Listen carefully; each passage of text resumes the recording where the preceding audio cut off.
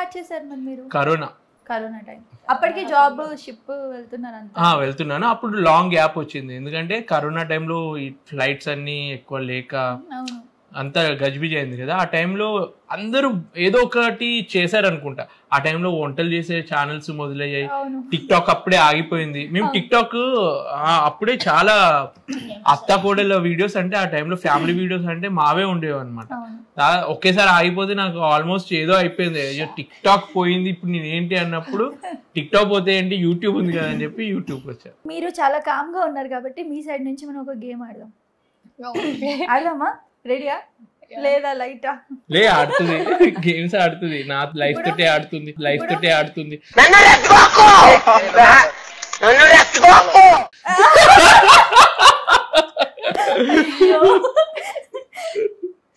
ఆడడం కాదు, నేను ఇట్లున్నా కాబట్టి నువ్వు మాత్రం ఉన్నావు.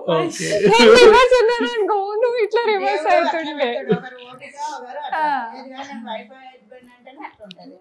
ఓపిక అని కాదు, ఇప్పుడు నేను ఐ మీన్ అరిస్తే ఇక్కడ కూల్ డౌన్ అవుతుంది, ఇక్కడ అరిస్తే ఇక్కడ కూల్ డౌన్ అవుతుంది. ఆ బ్యాలెన్సింగ్ అనేది ఉండాలి కదా కపుల్లో. అది లేదు, నువ్వు అరిస్తే నేను అరుస్తా అన్నట్టు ఇద్దరు మార్చుకుంటే అది ఒకరు ఇటు వెళ్తే పర్మనెంట్ గా వెళ్ళిపోతాం, మళ్ళీ రాము. సో బ్యాలెన్సింగ్ ఉండాలి కదా. అంటే మిమ్మల్ని డిస్క్రైబ్ చేయాలంటే కూడా ఎలా చేయాలో అర్థం కాదు, అంటే మీ బిహేవియర్ అట్లా. సో ఇప్పుడు మరి ఏం గేమ్ ఆడదామంటే, నేను మీకు సపోర్ట్ చేస్తాను.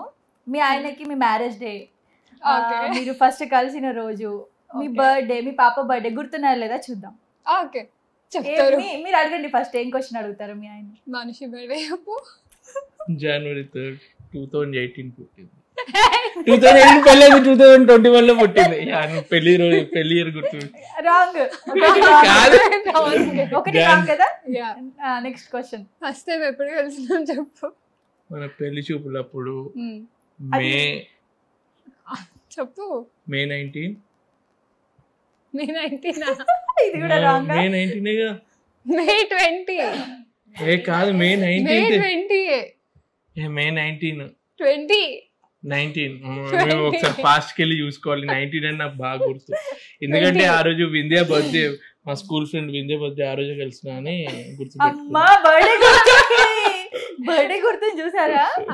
కాదు, 20 May 20 ఆమె బర్త్డే రోజు. సో రెండు రాంగ్.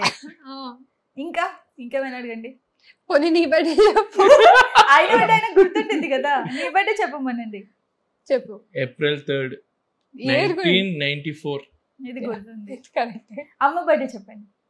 అమ్మ బర్త్డే వినాయక చవితికి. అంటే మా తాతయ్య అమ్మమ్మ అయితే ఆ ఫెస్టివల్ రోజు పుడితే ఆ కాలంలో ఫెస్టివల్ టైంలోనే చేసుకుంటారు. సో అట్లా వినాయక చవితికే చేసుకుంటాం అమ్మ బర్త్డే. ఫేవరెట్ కలర్ చెప్పండి తనది. తనకి బ్లూ. అంతేనా? నిజమేనా? ఫుడ్. నా బ్రెయిన్. ఐటమ్ ఇష్టం లేదని ఏముండదు. తను మంచిగా వండుకుంటే మంచిది తింటది. స్టార్టింగ్ లో ఆమె మెంటాలిటీ చేంజ్ అవుతుంది. ఈ మంత్ నేను నాన్ వెజ్ తినొద్దు అనుకుంటే తినదు. సో మష్రూమ్ అప్పుడప్పుడు మధ్యలో తినేది, ఈ మధ్య అసలు తేనేది ఇవ్వట్లేదు. చేంజ్ అయిపోతుంది ఆ మెంటాలిటీ, అర్థం కాదు,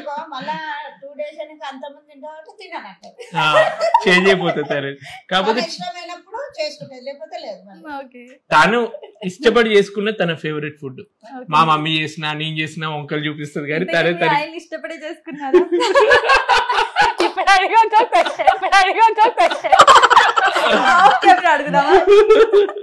ఇప్పుడు అడుగుద్దు, క్వశ్చన్ కొట్టేయాలన్నమాట. సరే ఇప్పుడు చెప్పండి, మీకు గర్ల్ ఫ్రెండ్ ఉండిందా? లేదు. గర్ల్ ఫ్రెండ్ అంటే ఏంటి? గర్ల్ ఫ్రెండ్ అంటే లేదు. అదే అట్లా లేరు కానీ చాలా మంది ఉన్నారు అమ్మాయి. ఫ్రెండ్స్ జెలసీ అవుతారా అప్పుడన్నా? అంటే అందరు ఫ్రెండ్లీగానే ఉంటారు కదా. దాని కొంచెం ఎక్కువ, ఫ్రెండ్ కంటే ఎక్కువ అట్లా ఎవరు లేరు. వీళ్ళ ఫ్రెండ్స్ అందరూ 10th క్లాస్ వరకు బర్త్డే పార్టీలైనా మా ఇంట్లోనే భోజనాలు పెట్టి అట్లా ఆ విధంగా ఉండేది. ఈ కాలంలో ఎక్కువ మంది ఇట్లా గ్యాదరింగ్స్ ఎక్కువ అవుతున్నాయి కదా, ఆ టైంలోనే మా ఇంట్లో ఏదైనా సంతోషి మాత వ్రతమైనా కానీ ఇట్లా అమ్మాయిలు కావాలి గాజులు ఇవన్నీ పంచేది ఉంది అంటే మా ఫ్రెండ్స్ని పిలిస్తే ఒక 5-6 వచ్చేటోళ్ళు అనమాట. సో అంత ఫ్రెండ్లీగా ఉండేది. సో ఆ టైప్ ఆఫ్ ఫ్రెండ్షిప్ ఉండేది అనమాట. అసలు మీకు లవ్ ఎక్స్పీరియన్స్ లేదు? అదేదో ట్రై చేద్దామని అనుకున్నాం కానీ సక్సెస్ కాలేదు అంతే. ఇప్పుడు మనము నాకు ఇప్పుడు రియలైజ్ అవుతుంది ఏంటి చిన్నప్పుడు మనం ఏం చేద్దాం అసలు ఎంత సిల్లీగా ఉందా అని అనిపించే ఎక్స్పీరియన్సెసే కానీ మనకి రియల్ గా చెయ్యాలి అనిపించి చేసింది లేదు. అంటే అందరి ముందట ఇంప్రెస్ చేయాలి, అందరికి గర్ల్ ఫ్రెండ్స్ ఉన్నారు, నాకు లేదు ఏదో ఒకటి బయట నటిద్దాం అన్న టైప్ లో ఉంది కానీ రియల్ గా అయితే. ఇది తెలుసా మీకు? అందుకే కామ్ గా ఉన్నారు. ఒకటేసారి సైడ్ లుక్ ఇచ్చేవాళ్ళు కదా. సో లవ్ ఎక్స్పీరియన్స్ అయితే లేదు. వైఫ్ తోటి లవ్ ఇక వైఫ్ అయ్యాక లవ్ చేయాల్సిందే ఈమెనే కాబట్టి లవ్ అన్నిటికీ క్వశ్చన్ మార్క్స్ ఉన్నాయి. ఎప్పుడు పంపిస్తున్నారు మరి? ఏమో నెక్స్ట్ మంత్ పంపిద్దాం అనుకుంటే. నన్ను ప్రపోజ్ చేయమంటే చేయలేదు కదా, నేను కూడా డైరెక్ట్ లవ్ చేస్తున్నా అని చెప్తే బాగోదు కదా. నెక్స్ట్ మంత్ పంపిద్దాం అనుకుంటున్నా. ఒకవేళ వెళ్ళను అని అంటే నేనే కంపెనీకి కాల్ చేసి తీసుకెళ్ళండి అని పంపించేస్తా. నేనేమన్నా వస్తున్నా కాదు, వీళ్ళ క్రూయింగ్ హెడ్ ఈయనకు సపోర్ట్ చేయడం కన్నా ఎక్కువ నాకు సపోర్ట్ చేస్తాడు. అవునా? ఓకే, అంటే వెళ్ళిపోతారు కదా పాపం, మీకు ఎవరో ఉండాలి అని చెప్పి అలా చేస్తున్నట్టున్నారు. ఇంకా ఏమైనా ఉన్నాయా మీ గురించి తెలియని విషయాలు? అలా ఏం లేదు. ఏం లేదు. ఇలానే ఇష్టమా సార్? అంటే ఇలాంటి డ్రెస్సింగ్ ఇలా అంటే మీకు నచ్చినట్టే ఉన్నారా? నేను ఒకరిని ఇట్లా కండిషన్ పెట్టను. యాక్చువల్గా చెప్పాలంటే వీళ్ళ మమ్మ అంటది గాజులు వేసుకోలేదంటే గాజు కొట్టేనే వేయించావని అంటారు.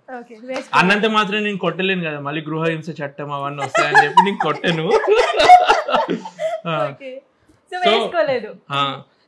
ఈ రోజు మర్చిపోయింది అనుకుంటే ఈ పాయింట్ ఇప్పుడు చెప్పినావు ఎందుకు అని చెప్పి తర్వాత నేను అంటది కానీ మరి చెప్తేనే కదా తెలుసు. ఇప్పుడు కొందరు కామెంట్లో పెడతారు మంచి గాజులు వేసుకోవచ్చు కదమ్మా, ఇవన్నీ పెడుతూ ఉంటారు. నేను అంటాను ఒక్కొక్కరి లైఫ్ వాళ్ళని వదిలేయండి. ఇప్పుడు కొందరు మామూలుగా డ్రెస్సులు వేసుకున్నా కానీ అది వాళ్ళ ఇంట్రెస్ట్ తోటి వాళ్ళు కంఫర్ట్ గా ఫీల్ అయినలా అన్నది వరకే నాకు అనిపిస్తుంది. ఇప్పుడు రేపు నా బిడ్డ పెద్ద అయితే నేను కొంచెం రిస్ట్రిక్షన్స్ పెడుతున్నామో కానీ అది యాజ్ అ ఫాదర్ అది బై నేచర్ మన ఇండియన్ మెంటాలిటీ. బట్ నేను వాళ్ళని రిస్ట్రిక్ట్ అయితే చేయను.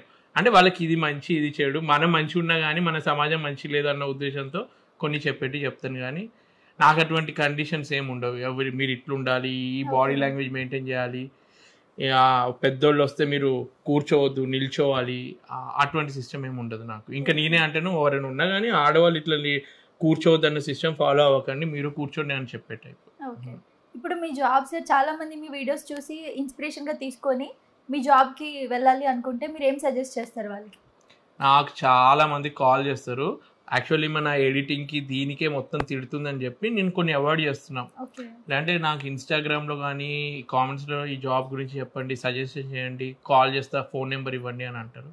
వాళ్ళందరికీ చెప్పేది ఒకటే, నేను చేస్తున్నా అని మీరు చేయాల్సిన అవసరం లేదు. మీకు నిజంగా చేయాలి అనిపిస్తేనే చేయండి. నేనేదో తెలియకుండా షిప్పింగ్లోకి వెళ్ళాను, నాకు నచ్చింది, ఓకే. నాలాగా అందరూ ఉండరు. కొందరు ఏంటంటే ఏదో ఇప్పుడు నేను యూట్యూబ్లో ఏదో మంచి చూపించిన ఈ లొకేషన్కి వెళ్ళినా అంత ఫేక్ అయి ఉండొచ్చు. And fake in the sense మీ అందరిని ఇంప్రెస్ చేయడానికి నేను ఏదో ఒకటి ప్రయత్నం చేస్తుండొచ్చు. కానీ రియల్గా అక్కడ ఉన్నవాళ్ళు ఎన్నో డిఫికల్టీస్ ఫేస్ చేస్తారు. అవన్నిటికీ మీరు రెడీగా ఉంటే జాయిన్ అవ్వండి. అలా అని చెప్పి ఇక్కడ ఏం కష్టాలు ఇవ్వ అంటే ఇక్కడ ఇంకా దరిద్రమైన కష్టాలు ఉన్నాయి. పొద్దున 6కి లేసి 9కి మీరు ఆఫీస్కి వెళ్ళి 6కి మళ్ళీ అయిపోగానే 6 నుంచి 9 వరకు ట్రావెల్ చేసి ఇంటికి వచ్చి అంత మీ లైఫ్లో 5-6 అవర్స్ ట్రావెలింగ్కే అయిపోతుంది. మాది అట్లా కాదు. వర్క్కి వెళ్ళామా, వర్క్ కంప్లీట్ చేసుకున్నామా, మంచి రాత్రి పడుకున్నామా, ఎటువంటి పొల్యూషన్ లేకుండా, భార్య టెన్షన్ లేకుండా, గర్ల్ ఫ్రెండ్స్ టెన్షన్ లేకుండా ప్రశాంతంగా అక్కడ మంచి ఫుడ్ తినుకుంటూ ఉండొచ్చు. అదొక ప్లస్ పాయింట్. వేరే కంట్రీస్కి వెళ్ళి బయట కూడా తిరగచ్చు, ఇంకో ప్లస్ పాయింట్. సో ప్లస్ ఉంది, నెగిటివ్ ఉంది. కాకపోతే మెయిన్గా ప్రాబ్లం పిల్లలు పుట్టిన తర్వాత పిల్లలు మిస్ అవుతున్నప్పుడు కొంచెం బాధ అనిపిస్తుంది. లేదంటే ఎక్కువ ఏం బాధ ఏమి ఉండదు. నేను ఎంతో మంది దూరం ఉంటారు. ఇప్పుడు మీకు కెరియర్ మంచి కావాలి అనుకుంటే కొంచెం కాంప్రమైజ్ అయ్యి ఫ్యామిలీ కొంచెం దూరం అయ్యి కెరియర్ కావాలనుకున్న వాళ్ళు జాయిన్ అవ్వచ్చు. సబ్స్క్రైబ్ చేయండి. Please do subscribe to please like, share and subscribe to top Telugu TV. Top Telugu TV.